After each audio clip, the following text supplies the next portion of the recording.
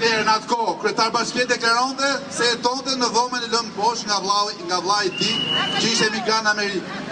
Dhe siguronte se do të vazhdonte të jetonte në modesti. Gjë të cilën shqiptarët do të kishin mundësi ta shihnin. Po ku jeton sot Edi Rama?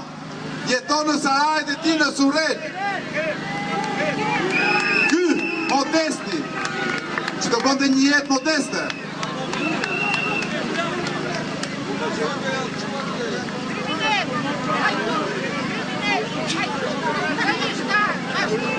Sot që Rama mbush 13 vjet në kryet e qeverisë, pa përfshirë vitet si kryebashkiak i Tiranës, kontrasti është i dukshëm.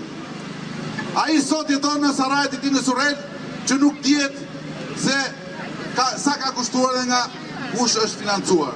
Ndaj Edi Rama, ka ardhur momenti të shkosh në SPAK, të japësh llogarinë për pasurinë tënde. Nga është burimi i pasurisë tënde, tregohu shqiptarëve nga vin parat, nga e ke vënë pasurinë ti.